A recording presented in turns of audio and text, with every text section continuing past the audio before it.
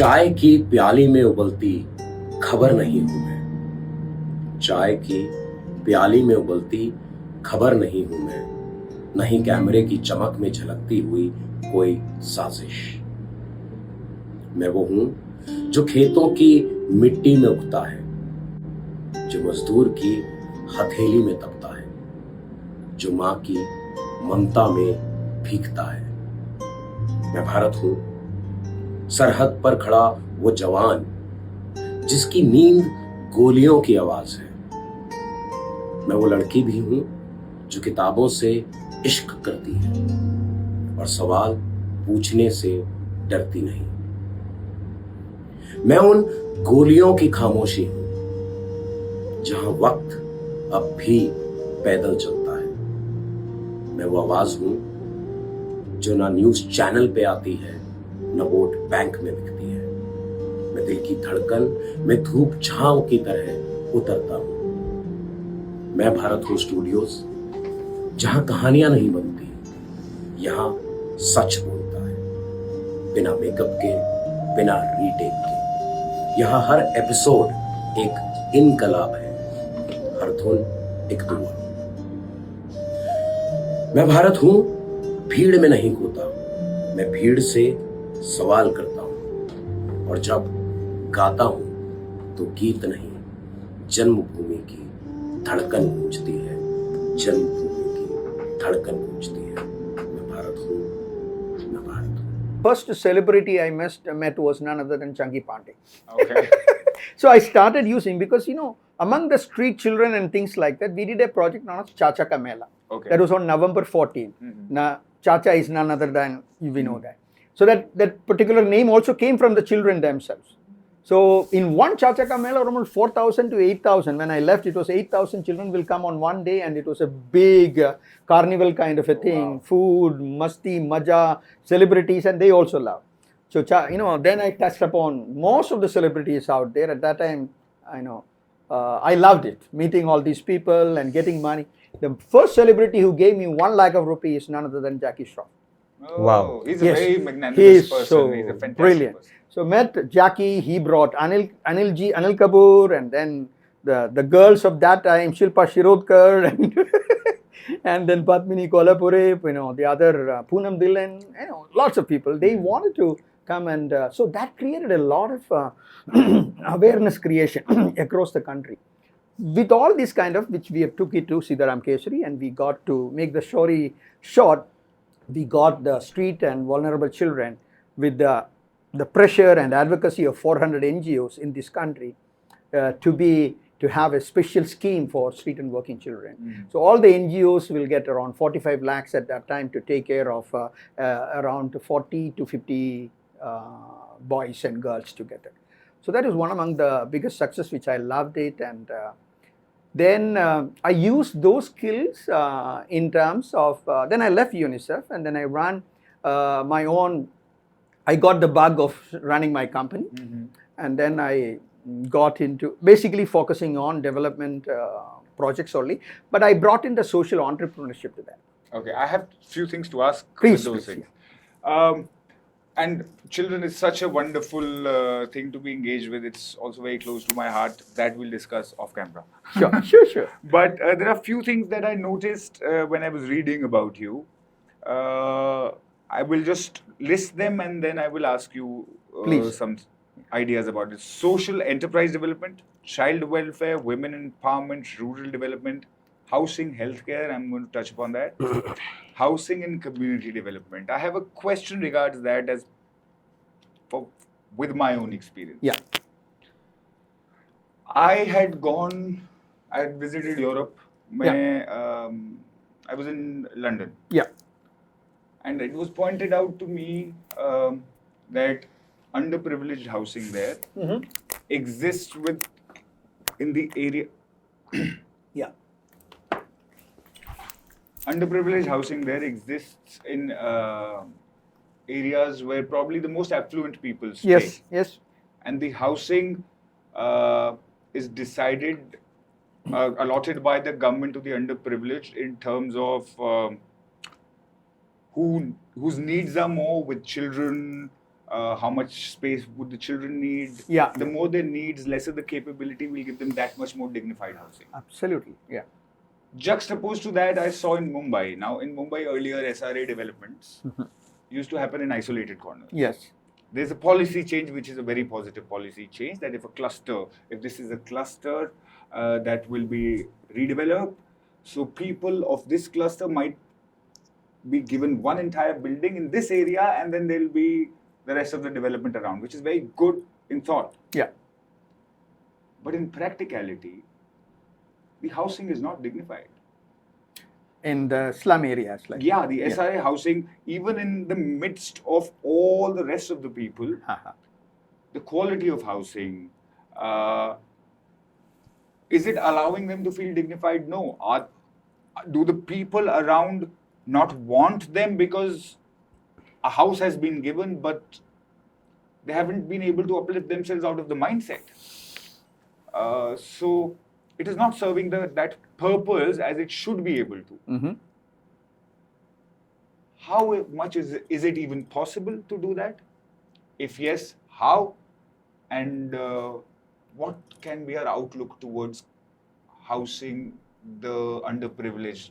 There is, in the public domain, there is an outlook, which is slightly capitalist in nature. Yeah. I don't want to comment on that right now. First, let's understand the challenges from you and what practically could be done to truly, in their thought, uplift them along with housing. Yeah. Dharavi, I was the director for Habitat for Humanity. Okay. So we have not done much work in Dharavi. Mm-hmm. Okay, but I have experience which I can share. Mm. We've been more into rural housing. Okay. But we have done housing in the slum area in other countries, like Philippines, in Thailand, in Poland, Mexico, etc. That experience I can say. So it's just not an answer from India only. Okay. So if you look at the slum housing, see there is also, it's like blunt, that's controlled by certain kind of coteries and mafias out there. Yes, absolutely. So that is existing even in Dharavi or Mangurd or any of those places. It is Anywhere in other the places world, also. at least the developing world. So what happens is that there is, you must have heard of, that I will come later. So this particular coterie controls that. And that control means I must be owner of at least some 5 to 10 to 20, Percentage shacks. of those houses, yeah. Shacks. Shacks. If I'm a slumlord, I own that by my muscle. Flex. It's all about flex it like. By my flexing the muscles, I own it. Yeah, here it is. So that means it's a perennial income for me. Then I give it on on renter. After some time, if I feel that, if that particular place is, there was something known as photo pass. Where the photo pass. Pass. PASS, PASS. PASS, pass. Photo pass. My photo is affixed to that pass, and that is being given by the government at that time. Okay. And that's why the entire origin of the SRA and all comes from that photo pass, because that's nothing but it originates through your own tenancy out there. Okay. So if I am on the tenant out there, whether I was bhade pe, whatever it is like that, I am eligible to get a photo pass. That means I am eligible to be, because of my tenancy right out there, I am eligible to get a particular 240 square feet house out there. And that's why all this slum development happens under the SRA, Slum Rehabilitation Society, Authority. Yeah. So that's what. So there is a coterie, there is a mafia which is out there, and that's why even Habitat did not go too deeper into that. But there was another organization known as Spark. Okay. Spark was doing that, and through Spark there was a Magsaysay award winner known as Joachim Arpuda. He is now no more. He was the kind of the hero out there, and he started the Slum Developers Foundation and Forum, which he took all over the world, and it was headquartered in South Africa. Okay. Yeah, they could get in out there, and they could influence the policy formulators of the housing authorities and things like that. And they did a fantastic job in terms of formulating this and making the case of this to the United Nations and other places where it matters, even in countries like India. So whether it was in Thailand or Philippines or Mexico or any of those countries, in Recife, in Brazil and these kind of places.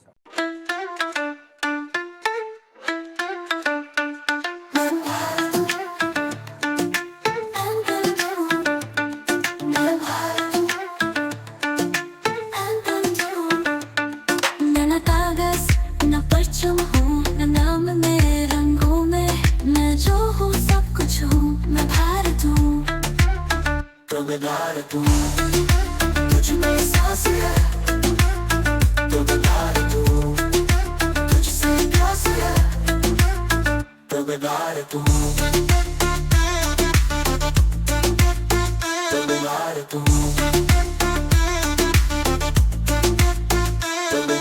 ख्वाब है मेरी आंखों में, तेरी धड़कन है मेरी बातों में, तेरे रंगों से मेरी शाख है, तेरी मिट्टी मेरी राह है। चाहे धूप हो या आंधिया, तेरी बाहों में है मेरी पाना। तू राज भी है, तू राह भी है, मेरा सब कुछ तू मेरी चाबी है। चाहे धूप हो या आंधिया, तेरी बाहों में है मेरी पाना। तू राज भी है, तू राह भी है, मेरा सब कुछ तू मेरी चाबी है। मैं न कागज न परचम हूँ, मैं नाम मेरे रंगों में, मैं जो हूँ सब कुछ हूँ, मैं भारत हूँ, प्रवेदार हूँ, तुझ में सांस है, प्रवेदार हूँ, तुझसे प्यास है, प्रवेदार हूँ, प्रवेदार हूँ। तेरे शहरों से लेकर गांव तक मैं गुमनाम हूँ पर जान तक। मैं कोदे भी हूँ, मैं फार्मर भी, मैं रेबल भी हूँ, ड्रीमर भी। चाहे धूप हो या आंधिया, तेरी बाहों में है मेरी पाना। तू राज भी है, तू राह भी है, मेरा सब कुछ तू मेरी चाबी है। तेरे शहरों से लेकर गांव तक मैं गुमनाम हूँ पर जान तक। मैं कोदे भी हूँ, मैं फार्मर भी, मैं रेबल भी हूँ, ड्रीमर भी। मैं न कागज न परचम हूँ, मैं नाम मेरे रंगों में, मैं जो हूँ सब कुछ हूँ, मैं भारत हूँ, प्रवेदार हूँ, तुझ में सांस है, प्रवेदार हूँ, तुझसे प्यास है, प्रवेदार हूँ, प्रवेदार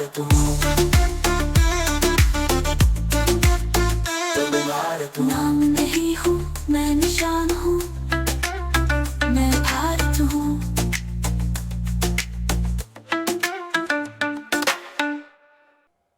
तो क्या मतलब क्या होता है ना, अंतर्द्वंद्व में बहुत कुछ चल रहा होता है जब आप स्टार्टअप बना रहे होते हो, क्योंकि आप और पहली बार बना रहे होते हो, शायद सेकंड टाइम थोड़ा बेटर हो जाता है क्योंकि आपने वो करा हुआ होता है।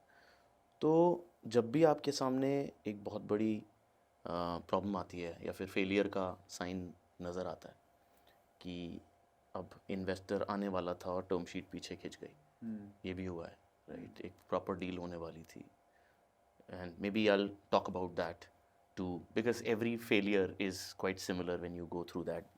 The drop dead moment is very same, right? When you feel that it's done and you can't do anything anymore. So I think उस समय ना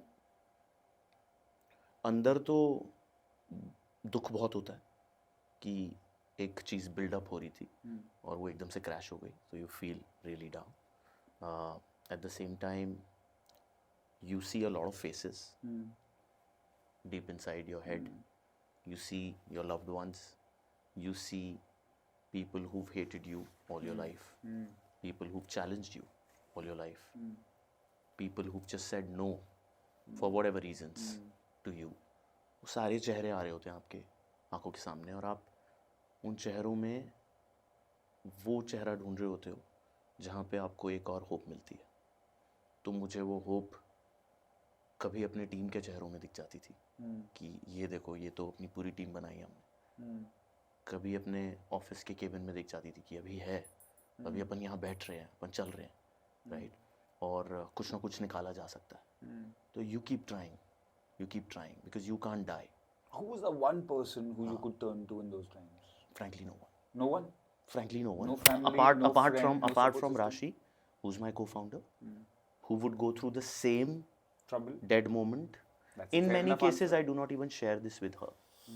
As co-founders, I don't share everything with them Oh. because that's my inner challenge.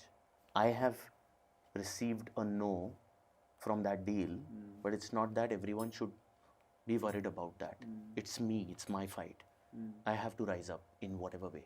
So a lot of cases, if it's a debacle, maybe Rashi would be the biggest support during those times. But then a lot of times I would not share it with her also, knowing that if she also feels dragged, then maybe it will pass on to everyone in the team. So I have to find the solace in myself, looking at those faces, maybe my mom's face, maybe my That's a fair हाँ, one. हाँ, That's a fair one. correct, कि यार how would she feel if we fail at this moment? You know, she's seen us do well So that's not in the solace. job. That's egging you on to Always, continue on your. always, And not- always find कि यार next, it's okay, आज failure है, कल कुछ और ढूंढते हैं. Let's try. Maybe we were in the wrong path. हम क्या better कर सकते हैं? तो you know, you're trying all your ways out. आकाश, ऐसा हुआ कि क्योंकि एक बात बड़ी डिस्टिंक्टिव है, शायद हमारे दर्शक नहीं जानते तो, कि आपकी एंटरप्रेन्योरियल जर्नी में आपके बेटर हाफ का काफ़ी साथ रहा. बहुत. इनफैक्ट टू द एक्सटेंट कि वो आप ही के साथ जितना आप दौड़े उतना वो भी दौड़े, जितना आप खुश हुए वो भी खुश हुई, और आप गिरे तो वो भी गिरी. Is that Rashi? That's Rashi. her I wife, didn't know. Rashi. I didn't know this personal angle. So Yeah. thank you.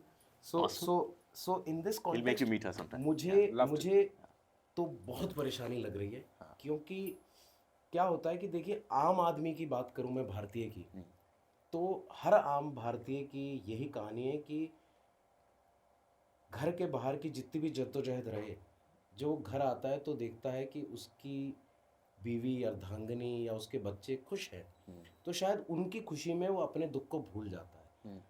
पर यहाँ इस केस को मैं थोड़ा अलग मानूंगा कि शायद तुम्हारी लड़ाई एक तरफा नहीं, बहुतरफा थी, कि क्योंकि तुम्हारी हार तुम्हारे साथी की भी हार नहीं, और तुम गिरे तो वो भी गिरी, तो शायद इसका तुम्हारे कंधों पे ज़्यादा बोझ भी आया होगा, और शायद तुम्हें अकेला आदमी हारे तो फिर भी संभल जाता है, पर अपनी हार में अपने साथी की भी हार को देखता है तो शायद और ज़्यादा टूट जाता है. तो मैं मानता हूँ कि ये कुछ ज़्यादा गहरा जख्म भी हुआ होगा, और मानता हूँ खुशी के समय में ज़्यादा सेलिब्रेशन भी हुआ होगा, पर हम जख्म पे फोकस करेंगे, उन दुख के मोमेंट्स पे फोकस करेंगे कि कैसे बैलेंस स्ट्राइक किया, कि अपने पार्टनर के साथ फेलियर को शेयर करके, आपने कहा वैसे तो कोशिश मैं करता था कि वहाँ तक बात ना पहुँचे, पर ये बैलेंस स्ट्राइक करना इतना आसान नहीं है जितने शब्दों में आपने कह दिया. हाँ, मैं समझ सकता हूँ कि वो उन पलों में, उन जीवनों में, उन 2 सालों में बोलना आसान हुआ, करना तो हर दिन एक सेकंड बिल्कुल सदियों के बराबर होगा. बिल्कुल. वो क्या फीलिंग है, वो क्या बातें हैं, मन में क्या है, मन क्या कहता था, दिमाग क्या कहता था, कभी ऐसा लगा शस्त्र छोड़ दें और रणभूमि भी छोड़ दें, और क्यों ही किया, और हुआ तो होगा ही, फिर लौटे वापस कैसे, अंदर से क्या सुन के लौटे. आई थिंक मैं सबसे पहले तो अपने को फाउंडर और अपने पार्टनर की बात करना चाहूँगा कि it's very important to have a partner in your business जिस पे आप अटूट विश्वास और ट्रस्ट कर सकते हो, right? What is Rashi's background, if I may ask? राशि comes from a business family Okay. from the hills of Almora. Okay. तो उसके पापा ने होटल्स बनाए हैं, ट्रेडिंग का बिजनेस किया है, रियल एस्टेट का बिजनेस किया है, तो उसने देखे हैं बिजनेसेस अपनी पूरी ज़िंदगी. Okay. And then she did her MBA, then she was working in S&P for Okay. 7 years. Okay. और उसके बाद उसने अपना स्टार्टअप किया letsflaunt.com. Okay. आई थिंक उसके लिए हम पहली बार मिले थे जब ये शॉपक्लूज़ में थे, और हम टी शर्ट्स बनाते थे, Okay. और वो टी शर्ट्स को हम शॉपक्लूज़ पे लिस्ट करने के लिए हर्ष भाई से मिले थे कि कैसे होता है प्रोसेस, ज़रा सिखाइए हमें. And she was spearheading that startup. I Okay. used to support her from whatever ways that I could.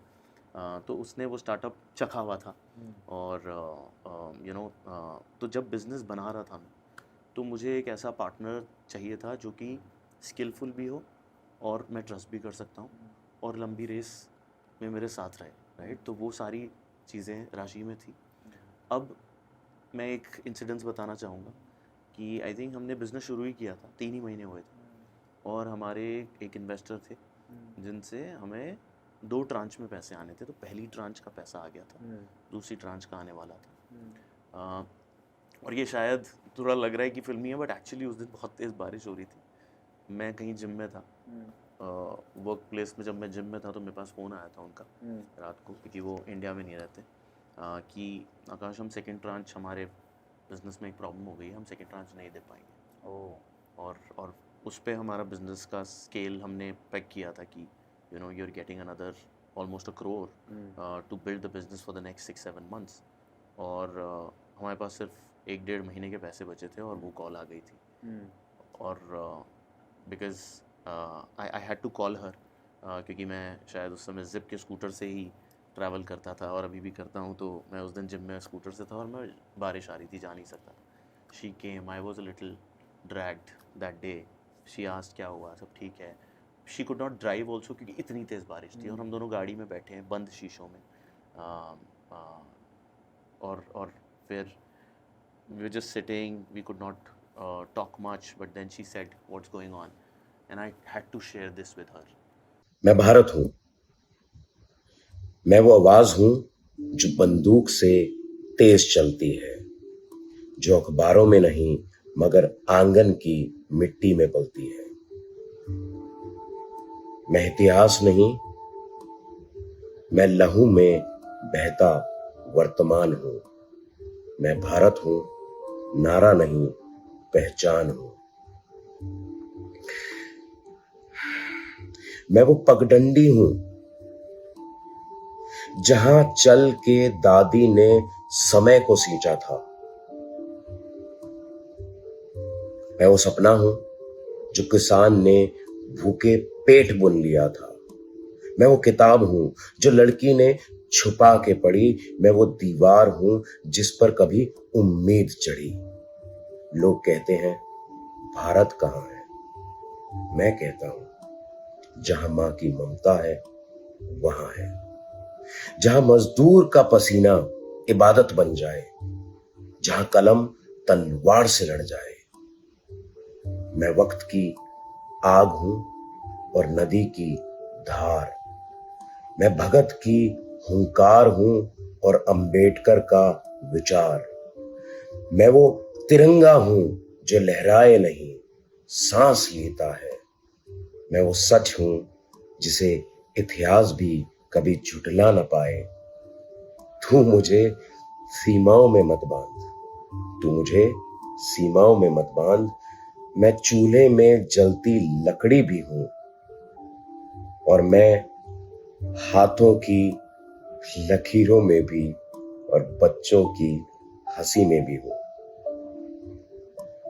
मैं भारत हूं,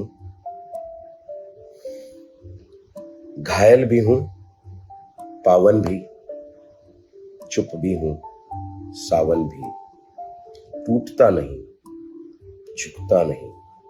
मैं वो कहानी हूं जो हर दिल में धड़कती है। मैं वो कहानी हूं जो हर दिल में धड़कती है। मैं भारत हूं, मैं भारत हूं। डिजाइनिंग फॉर इंडिया नहीं, इंडिया इनकॉर्पोरेटेड नहीं, हम इसे कहते हैं डिजाइनिंग फॉर भारत। और हम ये कर नहीं पाए कि हम आज आपके साथ बैठे और इस टॉपिक पे बात न करें, क्योंकि कहीं ना कहीं आपकी पूरी जर्नी में जो एक हेडलाइन कहीं ना कहीं आती है वो ये है कि अगर पंकज बंसल जी कुछ भी कर रहे हैं उसमें भारत बन, और मैं भारत हूँ मैं तो मैं एक शुरुआत के लिए एक सवाल इस कनेक्शन में देना चाहता हूँ कि भारत के यूथ के लिए आप फ्यूचर ऑफ वर्क, और ये दोनों ही आपके दिल के पास है जंगे, फ्यूचर ऑफ वर्क और भारत का यूथ कैसे नहीं। I will add to that, sir. मैं चाहूंगा first you define what is Bharat for you, perfect. and then तो पहली बात तो हम सर नहीं बोलेंगे। हम पीपल स्ट्रॉन्ग में हमारा एक रूल था, जो सर बोले उसको आइसक्रीम खिलानी पड़ेगी। सर वो मैं सर नहीं बोलूंगा। तो सब आप मुझे पंकज कह सकते हैं। हम तो मैं इसको दो पार्ट्स में लेके जाता हूँ। पहले जो आपने भारत को बोला, तो मैंने भारत को कुछ नहीं बनाया, मेरी इतनी औकात नहीं। जो भी थोड़ा बहुत बना हूँ वो भारत की वजह से बना, इसमें मुझे कोई दोहराया नहीं। राइट, तो जो आपने पूछा, तो मेरे को नहीं लगता मैं, हाँ अगर कहीं भारत की स्टोरी में मेरी एक छोटी सी ईट लग जाती है तो I will be privileged, but Bharat I can't even imagine, मैं सिर्फ उसकी वजह से यहाँ बैठा हूँ। मेरे लिए भारत एक नक्शा नहीं है। मेरे लिए भारत इज मानव जाति को, द ह्यूमैनिटी का genesis is Bharat too, right. And Bharat is also not religion, but Bharat is the point where the spirit and the evolution of spirit happened. I truly believe that, right? So that is Bharat. That evolution of spirit we have maintained, but for many years we lost that thread and we lost the boundaries. We lost the flavor. We lost many things and we blamed sometimes the Mughals and sometimes the Britishers and sometimes the Industrial Revolution. But whatever reason we may give, it is our own doing. It is our problem. So if we have to originate from that Bharat, remembering that it was an evolution point of spirit, for youngsters, they have to connect with that spirit. And for their way of connecting spirit may be different from what the way you connect, and the way I connect. So I'll take them to chapter 5 of the conversation that is happening on the battlefield. There is a charioteer, there is a prince standing there, both having a conversation. Prince is not ready to fight. The charioteer is saying, no, you fight. So the World Economic Forum and YEF, I looked at many philosophies and looked at the future of work since you touched upon. And they were talking of philosophies like जो बिल्कुल resemble करती थी chapter 5 से, जहां पर बात की गई है वर्क के बारे में कि क्या है. एंड मैंने उसे काफी पढ़ने की कोशिश की. तो मैं आपको पहले फ्यूचर ऑफ वर्क जो आप प्रोफेशनली सुनते हैं उसके बारे में बताता हूँ. उसमें कहा गया विच आई लव कि साइंटिस्ट्स और आर्टिस्ट्स एक साथ लैब में काम करेंगे. ये हमने देखा. Apple is a perfect example. Calligraphist भी काम कर रहा था और एक डिजाइनर भी, एक सॉफ्टवेयर इंजीनियर भी. तो उन्होंने कहा ये सब साथ काम करेंगे. वो हुआ, राइट. अगर मैं चैप्टर 5 में जाऊं तो उन्होंने कहा B the master of your craft. थोड़ी देर पहले हम ऑफलाइन बात कर रहे थे, राइट. वो एक्टर, वो सिंगर, जब वो अपने जोन में चला जाता, तो be the master of your craft. It's the same point being told there. And second thing that was told in future of work was diversity. That diversity ऐसी होगी कि आप सब लोगों में कोई डिफरेंस नहीं करेंगे. विमेन मैन छोड़िए, एलजीबीटी छोड़िए, आप सब कुछ छोड़िए, जहां सब एक इक्वल प्लेटफॉर्म पे होंगे. वो एक पुराना गाना है ना, वो सुबह कभी तो आएगी, साहिर लुधियानवी का, राइट. वो सुबह कभी तो आएगी जब धरती नगमे गाएगी, अंबर घूम के नाचेगा, राइट. तो वो सुबह कभी तो आएगी. तो आई थिंक वो उन्होंने फिलॉसफी बताई. वापस जाता हूं मैं chapter 5. The kids who are listening to me, the youth that are listening to us, इस चैप्टर 5 में दे सेड सेमनेस. उस टाइम में शायद डाइवर्सिटी वर्ड नहीं था संस्कृत में, राइट. तो उन्होंने सेमनेस यूज किया था. और उस वक्त में ब्राह्मण को उच्च जाति माना जाता था और एक वर्ड यूज होता था डॉग ईटर. तो दे सेड सब एक समान होंगे, राइट. तो सच्चा सोल वही है जो दोनों को इक्वल समझे, राइट. वो उसमें कहा गया. इसी तरह यहां पर बात हुई that you will operate and let the work flow. Your work will flow, algorithms will be used, जो आज हमारी जिंदगी हो रही है, फ्यूचर ऑफ वर्क. ये थर्ड एलिमेंट था, will run our lives on algorithms. वहां पर कहा गया let love flow and be the work. और वो क्या होता है जो आप थोड़ी देर पहले कह रहे थे, वो चला गया हमारे से. जब वो बढ़ई, मेरे टीचर कल मुझे बोल रहे थे, बढ़ई मतलब कारपेंटर. जब वो कारपेंटर काम करता था तो कहते हैं 4-4 घंटे उसे अपने आसपास की दुनिया नहीं दिखती थी. वो सिर्फ वो नक्काशी कर रहा होता था, राइट. अब वो बढ़ई चला गया. That has been replaced by a machine in IKEA showroom. It has to produce 1,000 similar sofas in 2 hours, 3 hours. So that focus is gone. That focus that Vivekananda taught a lot. तो मैंने आपको 3 similes बताए. Future of work जो आप पढ़ना चाहते हैं, modern जाके पढ़ेंगे, ये सुनने को मिलेगा. और मैंने चैप्टर 5 ऑफ भागवत गीता के स्क्रिप्चर से निकाला. और वो कॉन्वर्सेशन. और ऐसे I can continue to tell you 100 parts. Now I am not saying this is been stolen, not at all. But मैं शुरू में बोला there is nothing new can be taught, right. So लेकिन ये सब वही है. आप यहां से भी पढ़ सकते हैं और यहां से भी. सिर्फ फर्क इतना है, अगर आप एक बार स्पिरिट का रूट समझ लेंगे तो इसको पकड़ना आसान हो जाएगा. स्ट्रेट अवे अगर आप जाके कहेंगे फ्यूचर ऑफ वर्क क्या है, तो आप इन्वेंटर नहीं है, आप फॉलोअर हैं. Let the youth be the inventor and of course then become the follower. But ये मेरा सिंपल मैसेज है. तो go back to the root and then connect what's happening in the world. It will be far easier for you to decipher and create magic. अब वो देख पाएंगे जो एक नॉर्मल इंसान नहीं देख पा रहा. So let have that power in you to see things which are beyond the well and beyond the wall. That is what I will encourage them to. मैं सर, आपने 2 नाम लिए, मैं उनसे कनेक्टेड कुछ थॉट से आपका टेक चाहता हूँ. Because I think you teach Gita, you are an expert on the subject. और ये थियोसॉफी, अध्यात्म, spirituality is something that has a natural bent for us. So मेरे गुरु थे. You mentioned your guru, father figure I would call him. I lost him a year ago. He was very briefly in my life. उन्होंने मुझे कहानी बताई थी. He was in confluence with मुखाम्बिका देवी. उन्होंने मुझे कहानी बताई कि स्वामी विवेकानंद ने एक बार, जैसे कि रामकृष्ण परमहंस भी देवी से बात करते थे, स्वामी विवेकानंद ने पूछा कि माँ हम क्यों गुलाम थे, माँ हम गुलाम क्यों थे 200-250 साल. उन्हें बोला जो तुमने भेदभाव करके जो बाकियों को गुलाम रखा इतने 1000 साल, ये उन कर्मों का फल है. That is one thought. Now बहुत हम प्राइड लेते हैं हमारे धर्म में, रिलीजन में. आप गीता पढ़ाते हैं कृष्ण जी, उनके इतने अवतार हैं, from Matsya to Varaha to Narasimha. Simplistic way to look at it is कि हमें पता था हिंदुइज्म में फिलोसफी. मेरे को भी कुछ टाइम पहले ऐसा लगा कि God is not telling us कि मेरे को सब पता था या तुम ये जानते हो because you were the genesis of evolution. वो कह रहे कि मैं तब भी था, मैं तुम्हारे जाने के बाद भी रहूंगा. मैं जब लाइफ इवॉल्व हो रही थी ना, गॉड वाज स्टिल देयर. मैंने सृष्टि तब भी रची थी, वहां मेरे को पूजा जाता होगा. और शायद अगर तुम लोगों ने अपना पाथ करेक्शन नहीं किया तो तुम्हारे बाद भी मुझे पूजा जाएगा किसी और फॉर्म में. पाथ करेक्शन करो. And I think from that perspective Bharat के बारे में, what is the path correction in our conscience that we can bring? And I want you to bring Geeta and your perspective about it. Very beautiful. हाँ, तो अमन पहले तो ये समझते हैं कि मैं कोई एक्सपर्ट नहीं हूँ. गीता का एक्सपर्ट एक लाइफ में तो बन नहीं सकता.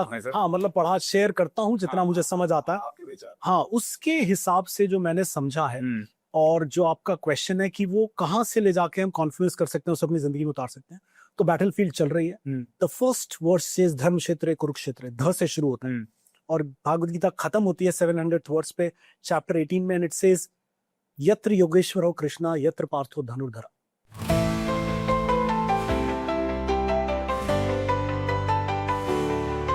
मैं न कागज अपरचम हूँ, न नाम में न रंगों में.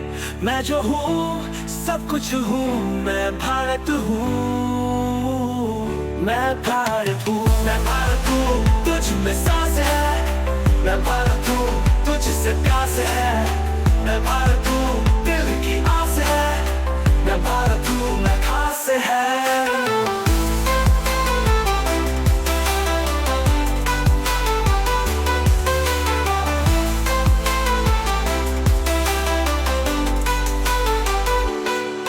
तेरे ख्वाब है मेरी आंखों में, तेरी धड़कन है मेरी बातों में.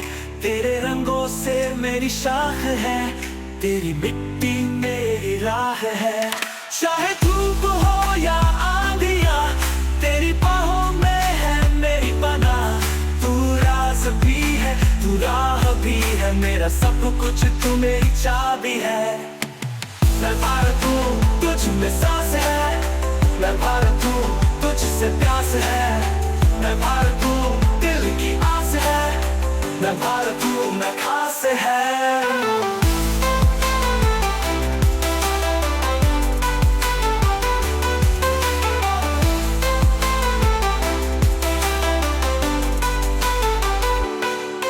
तेरे शहरों से लेकर गाँव तक, मैं गुमनाम हूँ पहचान तक. मैं कोदर भी हूँ, मैं फार्मर भी, मैं रेबल भी हूँ, ड्रीमर भी.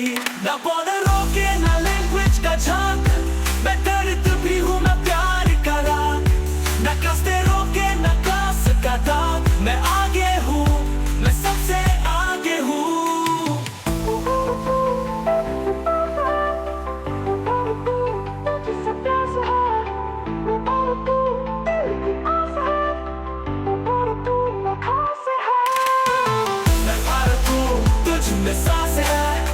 मैं भारत हूँ, तुझसे प्यास है. मैं भारत हूँ, दिल की आस है. मैं भारत हूँ, मैं खास है.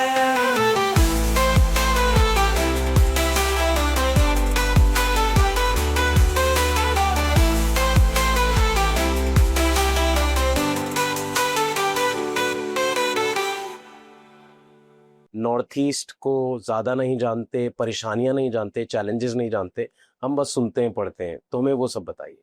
Okay, so like ऐसा था कि मतलब as I mentioned earlier, we come from a place Darjeeling which is very popular for, you know, it's a very popular tourist destination. So like most of the people have been there, but so being on the hillside and the mountain side, there are lots of difficulties, you know. Okay. So जैसे कि मतलब connectivity is less compared to other like जैसे भी plains में और cities में जगह में, so connectivity and reach is there.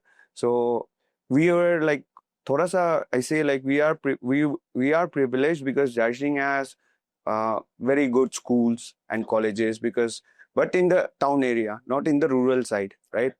But still like people they manage to come to the town and to study उसमें है. So मेरा बचपन के बारे में कहना तो मतलब I did my every like schooling from nursery to 12th in Darjeeling. Okay. So and I find myself like privileged to go to such schools because those schools are really good schools, you know. And after that, I went to college to Jadavpur University, Calcutta. Okay. I did BE in construction engineering from Jadavpur University. और उसके बाद वही है कि मतलब हम लोग छोटा से गांव से आया है ना, तो क्या होता है कि मतलब जो बचपन से जो दिखता है वही एस्पायर करते हैं हम लोग. सो हम लोग वही गांव में क्या है कि मतलब we see like the government employees are the one who has the more social status as well as financial status. So same with me, right? So I wanted to become a government employee. So उसके बाद मैंने I cracked exam and I worked with state electricity department for 2.5 years. Okay. और उसके बाद मगर मेरे को उसमें काम करने का मन नहीं था. So this is something which I boast about and I think I should because I worked there for almost 2.5 years as a junior engineer. But I proudly say that I never took a penny from any contractors or any any contract favors from them. So this is I say this in open platform because like I want there is something called ethics which everyone should have. And yeah, and I always I was brought up with that culture कि पैसा सबका कमाना है, but कैसे कमाओगे वो matter करता है. So if you see like every successful people in the world, you see like everyone has the humble beginning. So वैसे ही मतलब उसके बाद I was not happy with that job because system में when you become the odd one, it's very difficult to be honest. Right? Yes, I know. Yeah. So post that, I always wanted to join defense because like वही है ना कि Darjeeling is such a place कि जहाँ पर आपको घर से एक ना एक कोई आर्मी में मिलेगा, कोई ना कोई फुटबॉल खेलेगा और हर कोई गिटार बजाएगा. So मतलब there is a kind of a joke kind of thing in our place. Like if you throw a stone, कोई भी घर के छत पे लगेगा, वो घर पे एक आर्मी है, एक फुटबॉलर है और एक गिटारिस्ट है. So that's what it's a kind of a joke, but that's reality as well. So after that, I joined Indian Coast Guard. I was there for around 3 years, but like due to some personal reasons, I had to take premature retirement.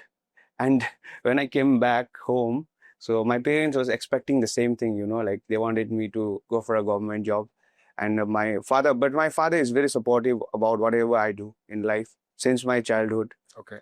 And उसके बाद आया घर पे, so I told कि I'm not going to do any government job anymore. So थोड़ा घर पे दिक्कत हुई, especially my mother, she was not convinced earlier. So we started something from kitchen space, because like that's a part of we come from a tribal community.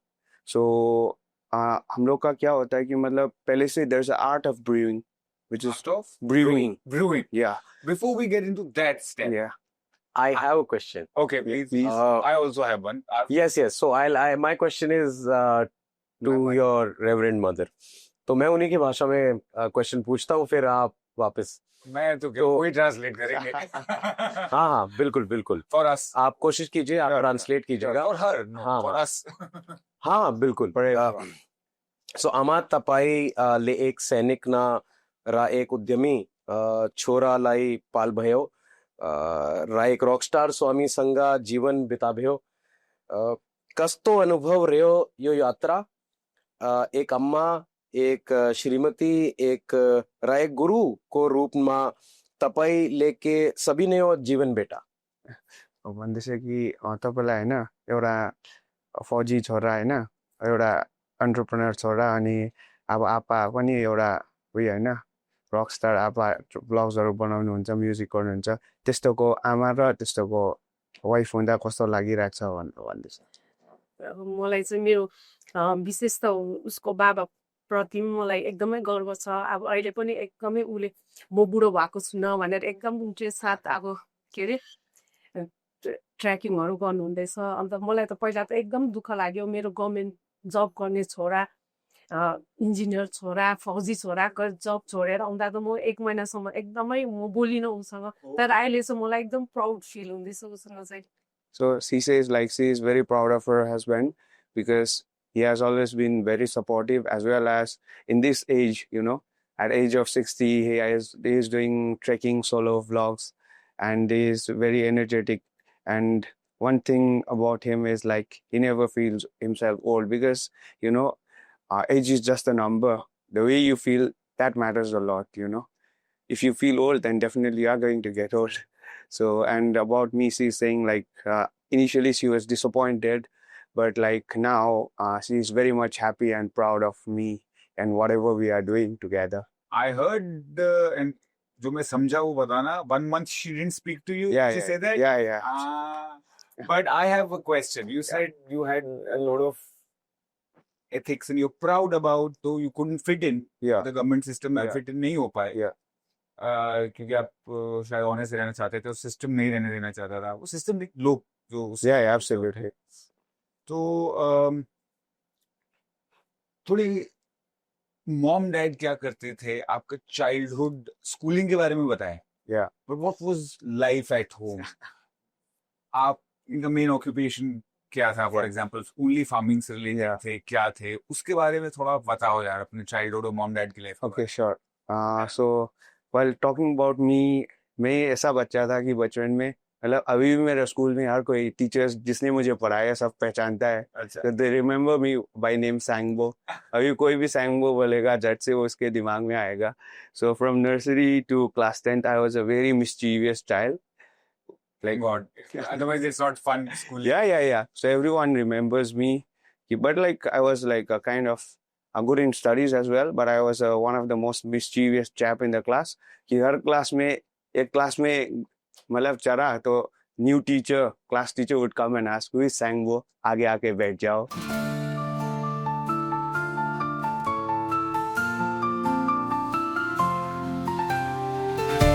कहानी हूँ जो राख से लिखी गई, नारा भी हूँ लेकिन नफरत से कभी नहीं भुनी गई. मुझ में है मिट्टी का रंग और लोहे का मन, कभी गांधी हूँ कभी भगत सिंह का जुनून बन,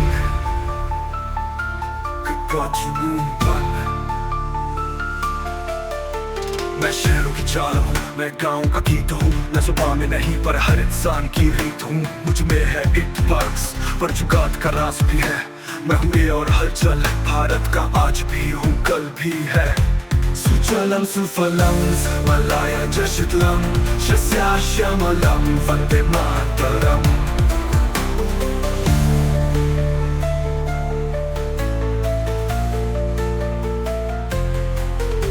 कभी लाल किले के जुलूस में छुपा था मैं, कभी नेट के नए सिलेबस में लिखा गया नाम हूँ मैं भारत हूँ, ना सिर्फ इतिहास ना सिर्फ ये वर्तमान, मैं बन रहा हूँ वो भविष्य जिसमें हर बच्चा बोले वंदे मातरम समान, बोले मातरम समान. मैं भारत हूँ जमीन से आसमान तक, मैं भारत हूँ मिट्टी से मंच तक, मैं भारत हूँ स्टार्टअप भी सरकार भी, मैं भारत हूँ जो कभी भी रुकता नहीं. सुजलम सुफलम मलाया जशितलम शस्याश्यामलम वंदे मातरम. सुजलम सुफलम मलाया जशितलम शस्याश्यामलम वंदे मातरम.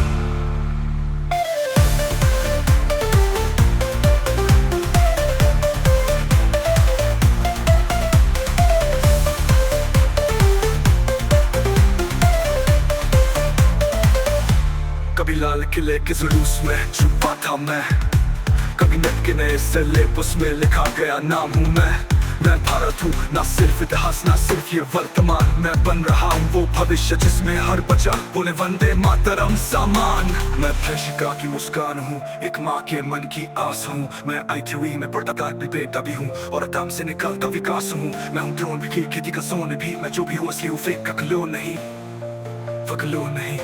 मैं भारत हूँ जो ना झुका था ना झुकेगा कभी, मैं भारत हूँ जो चला था अकेला बन गया सबकी छवि, मैं भारत हूँ तेरा सपना भी हूँ जवाब भी हूँ, मैं भारत हूँ तेरे लिए हर सवाल भी हूँ।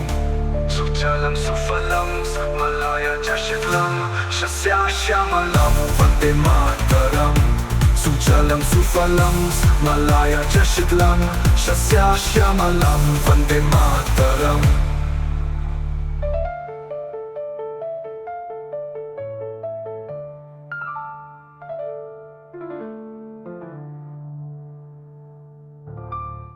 इंटरनेट हमारे कैंपस में शायद 98 में 99 98 में आया था, और वो भी रोबोटिक्स लैब और एक दो लैब्स को दिया गया था, और जो यूएस के लिए अप्लाई कर रहे थे ओके उनको बस एक्सेस दिया गया था। मतलब उस टाइम पे यूएस के एप्लीकेशंस भी जाने के लिए चिट्ठियों में जाता था, बड़े बड़े लेटर्स भेजते थे। So that was the era I joined. And so by the time मैं हम लोग कैंपस से निकल रहे थे तो well, technology was available. I mean, the Indian internet industry had taken off. TCS, Infosys were the big recruiters on campus.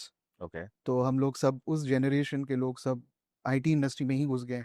And I also got into TCS. Y2K had just come into the picture, and that was a big transition for the industry.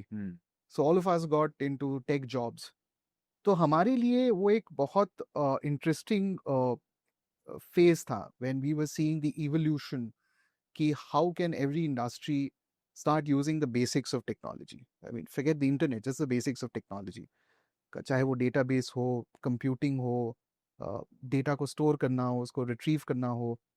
So some of the first early projects that I did was in the enterprise space okay during my stint at TCS, जहाँ पे basic database implementation, record processing, वही हमारे लिए बहुत बड़ी बात है. तो मेरा एक customer था, one of the largest dairy companies, probably the largest dairy company in India. तब वो ऐसा था कि उनके रिकॉर्ड सैटेलाइट के थ्रू आते थे, वीसैट के थ्रू आते थे. मतलब that was a big thing. And we were like very excited कि हम लोग ट्रांसफॉर्मेशन कर रहे हैं. गांव में डेटा उठ रहा है, गांव से डेटा आ रहा है head office. So that was an exciting phase. And then at every phase we started seeing how the transition started happening faster than we could imagine. Internet, which was in the early 90s a theoretical concept, started becoming a reality. Globally Amazon आया, India में internet startups आने लगे. Very early days, dial-up connection, वहाँ से धीरे धीरे MPLS, lease lines, आपके different concepts आने लगे. Connectivity started improving. Mobile phones आने लगे लेट 90s में. पूरी दिल्ली शहर में मुझे याद है जब मैं पहली बार दिल्ली आया to start my career in late 90s early 2000, शायद 10,000 मोबाइल कनेक्शन थे. और कुछ 16 रुपये आउट गोइंग, 1 रुपये इनकमिंग, ऐसा कॉल होता था.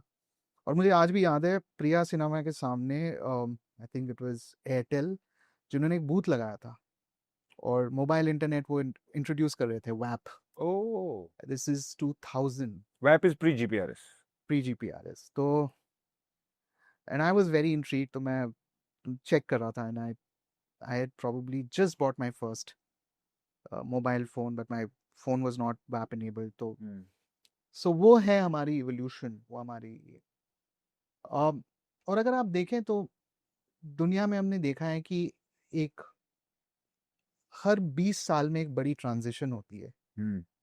एक हर ट्रांजिशन की एक 20 साल की साइकिल होती है. कुछ विज्ञानियों ने और बड़े बड़े जो थिंकर्स हैं, जनरेशन चेंज. हाँ, ये एक जनरेशन चेंज होते हैं, और ये कुछ चेंजेस होते हैं जिसमें there are historical events which happen. So the 1940s was one such change in Big technology because of the World War. World War. तो आपकी radio technology I, and telegraph started taking over. The defense industries taking, aviation became into the next level where chemical industries. chemical industry, all kinds of, nuclear industry, of course, took over. Quantum physics became very, very crucial. So there was major leaps in science and technology in that decade. Yeah. And uski impact आपको 60s तक दिखने लगा. Another big transition was happening in the 60s and 70s when the basics of telecommunication was now getting pretty much mainstreamed across the world.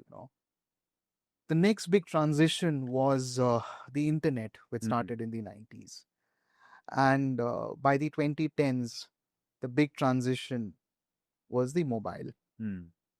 अब मैं internet का transition phase के गुजर के मोबाइल के ट्रांजिशन फेज में भी काम किया हूँ मैं. I used to work, in fact, in the mobile industry also. So I've been through that journey. So not just I worked at TCS, I worked with one of the group companies of Bharti Group. And so I was very lucky to have been in these two large industries which transformed the world, both internet as well as the mobile. And kahin jaake, jab about 5-7 years back, I asked myself, I'm in my mid-40s, I have about 20 years left of active professional life. अभी अगला 20 साल का कौन सा बड़ा transition होने वाला है. And I felt that climate technology is going to be the next big problem which has to be solved. Communication has been solved. High-speed communication has been solved. The next big problem to solve is climate change.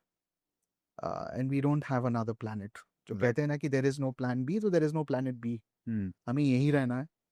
Or all these innovations have created its own problems, and the next big problem to solve is climate change. And I have always been trying to be an entrepreneur. I had a small startup stint in the mid-2000s in a different industry. But so when I started thinking ki, should I take one last plunge in entrepreneurship and see if I can do something, I happened to meet my co-founder Anirudh Ramesh. He was my junior from Pilani, but I didn't know him in Pilani. He's much junior to me. I met him through my alumni network. And we got talking. So he was trying to do something very similar, and he comes from a core engineering, programming, electronics, electrical background. मैं तो खैर technical से तब तक हट गया था and started getting into the business side of things. After my initial stint in programming, I did product management, sales, and then I was heading businesses. So while I understand technology and I love technology, I was more on the business side of it. And when we got talking, we realized that both of us had similar interests and complementing skills. Like मेरे पास experience, उसके पास youth.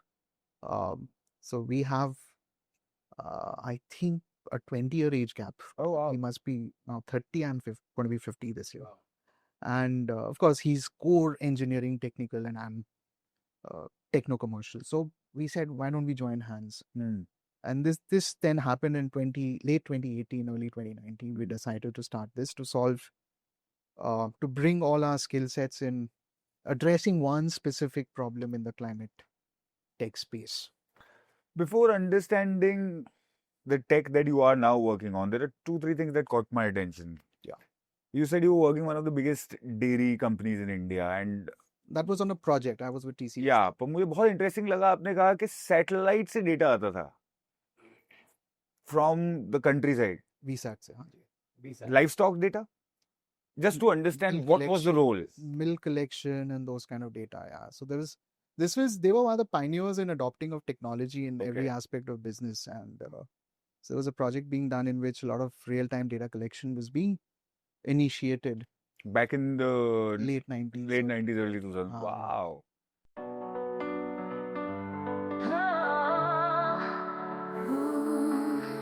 सत्यमेव जयते, सत्य की राह पर हर दिल में बसी है भारत की बात. सुजलाम सुफलाम भूमि की खुशबू, वो शौर्य की धारा जो हमेशा साथ, हमेशा साथ. मैं भारत हूँ दिल से जन से, मैं भारत हूँ धरती की हर धड़कन में, मैं भारत हूँ. वज्र लहराए हम आगे बढ़े, भारत हूँ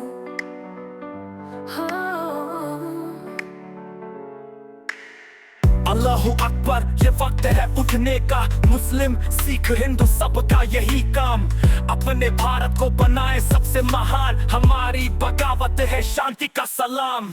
चलो सब मिलके जन्म भूमि नू सच्ची मोहब्बत देना। हर धर्म हर एक खेत नू ए माता वांग प्यार दियो। ए देश है साडा, रखी है तकदीर जिस विच है हर कौम दा हक ते कीमत।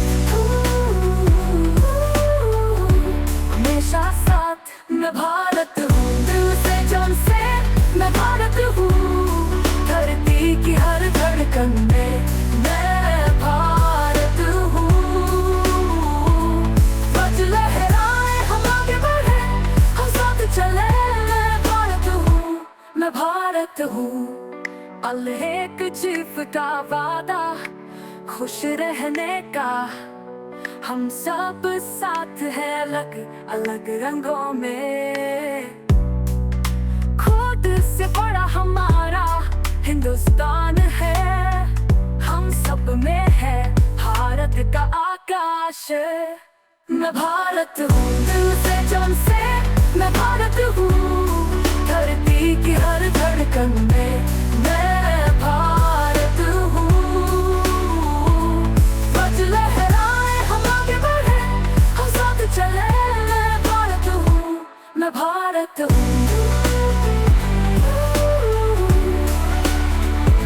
मैं भारत हूँ, हमेशा साथ भारत हूँ। The first experience where you had to go in front of a large audience, unprepared, and perform, and it actually changed something in me. वो दिन मेरे लिए कुछ एक ट्रिगर पॉइंट था जो एक how would I say a shy kid, उसका वो शाइनेस लेकर चला गया। वो मेरी फर्स्ट मेमोरी है चाइल्डहुड की।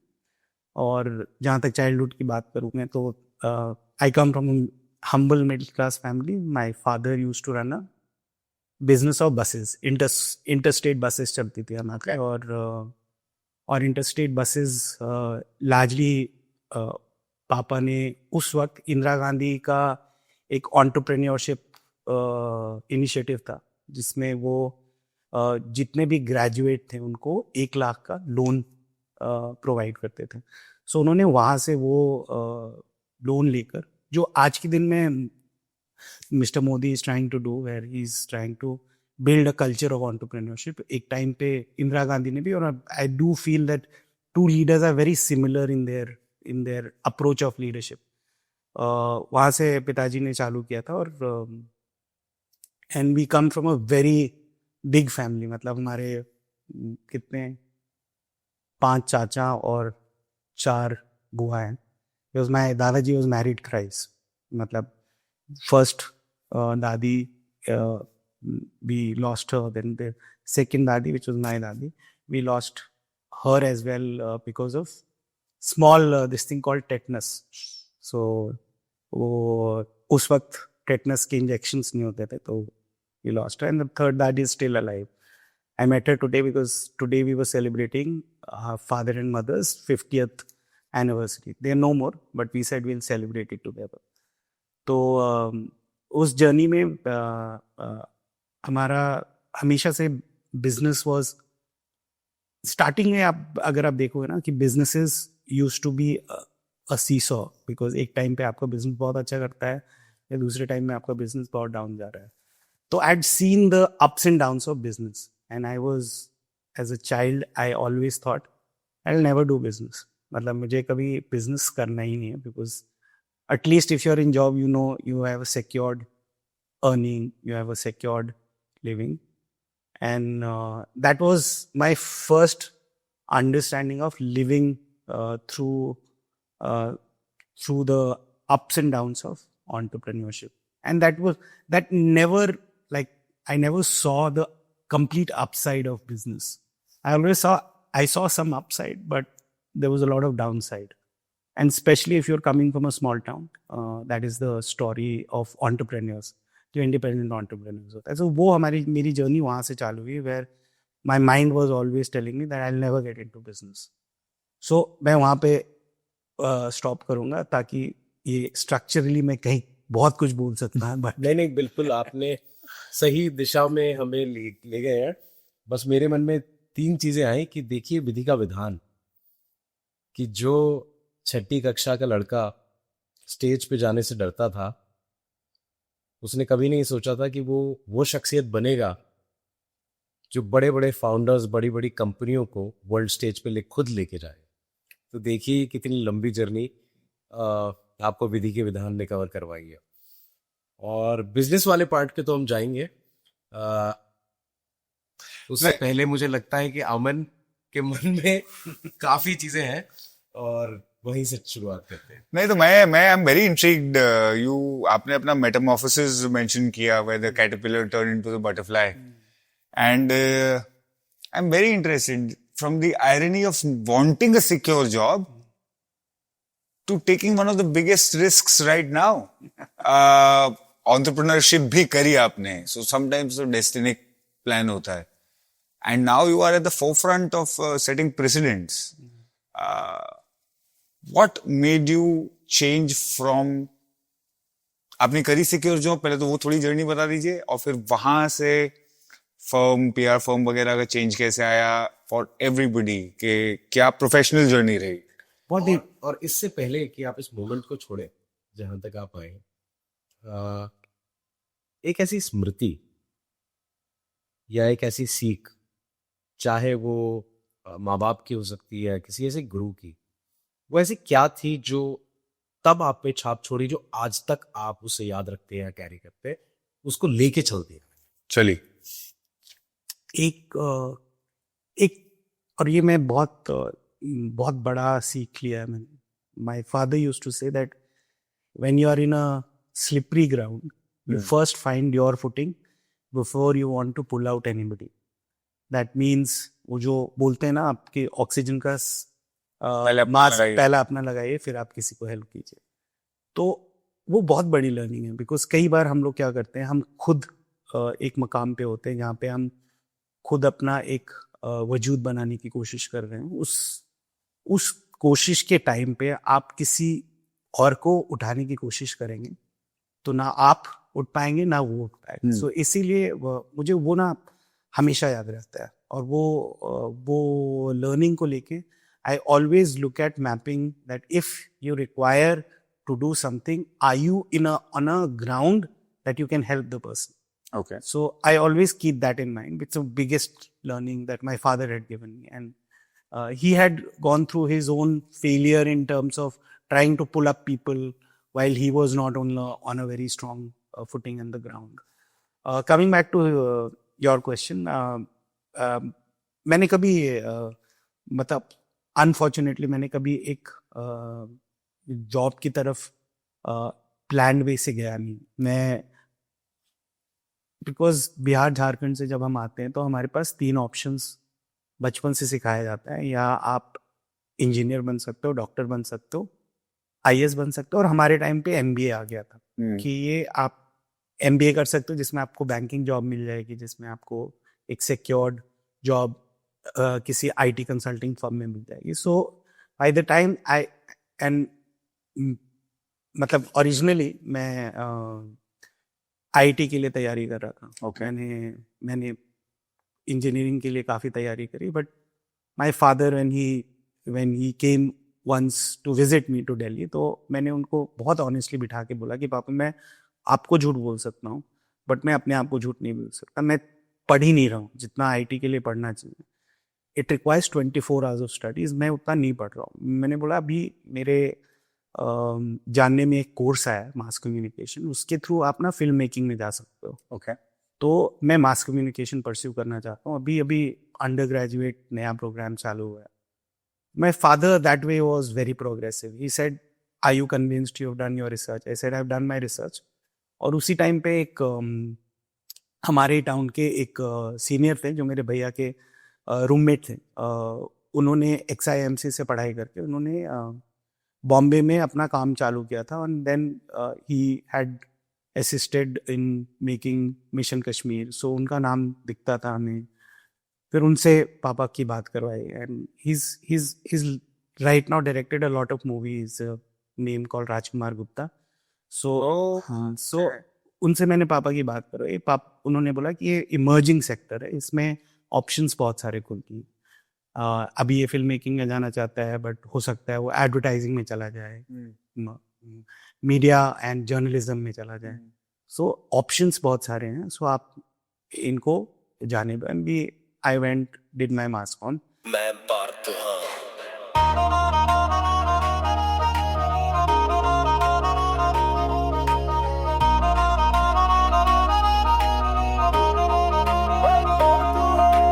ਮਿੱਟੀ ਚੋਂਗੀ ਮੇਰੀ ਰੈੜ ਦੀ ਹੱਡੀ, ਧੌਲਾ ਵਿੱਚ ਦਿਲ ਤੇ ਅੱਖਾਂ ਵਿੱਚ ਜ਼ਿੰਮੀ, ਪਿੰਡਾਂ ਦੀ ਧੁੱਪ ਤੇ ਸ਼ਹਿਰਾਂ ਦੀ ਛਾਂ, ਜਿੱਥੇ ਵੀ ਜਾਵਾਂ ਮੈਂ ਭਾਰਤ ਹਾਂ. From the soil rose my spine, my heart in storms, my eyes carry the land, in village suns and urban shade, wherever I go.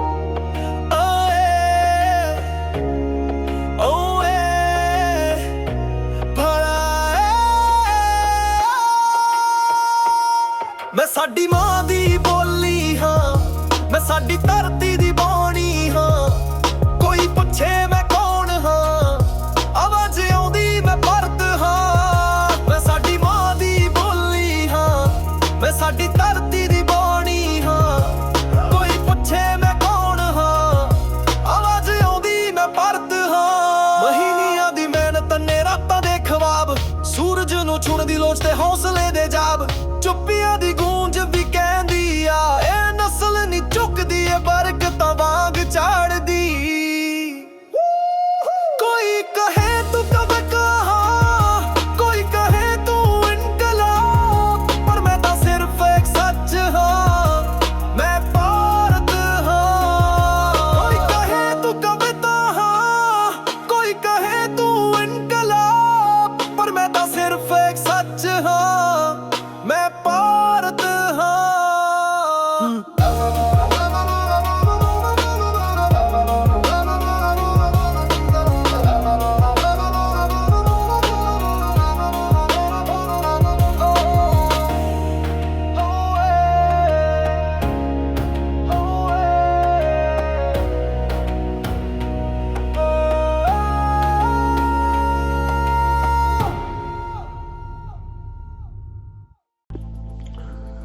चूल्हा मिट्टी का, मिट्टी तालाब की, तालाब ठाकुर का.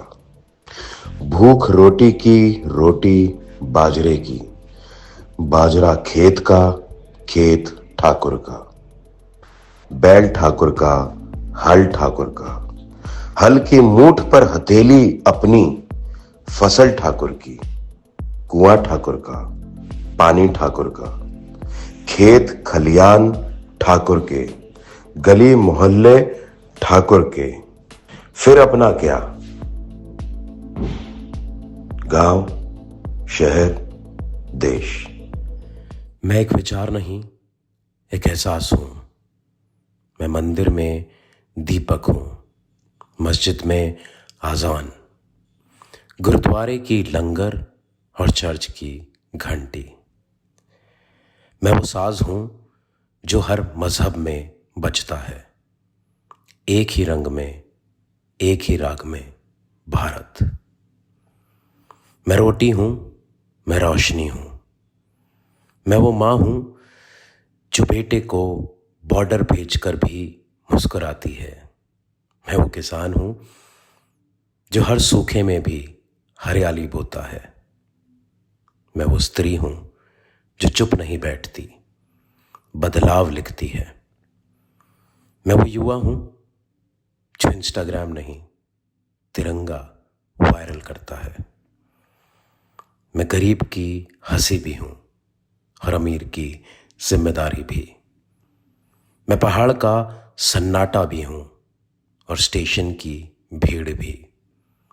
मैं गीता का श्लोक हूं और बाबा बुल्ले शाह का कलाम भी. मैं टूटा नहीं, मैं उठता रहा. मैं लूटा नहीं, मैं लुटकर भी लुटने वालों को माफ करता रहा. मैं मिटा नहीं, मैं हर बार राख से फिर जिंदा हुआ, क्योंकि मैं भारत हूं और भारत कभी खत्म नहीं होता। मैं नफरत की राजनीति नहीं, मोहब्बत की नीतियों से बनता हूं। मैं नक्शे की सीमा नहीं, दिलों की सीमा हूं। मैं खून नहीं, रंगों का त्योहार हूं। मैं तू हूं, मैं हूं, मैं हम हूं।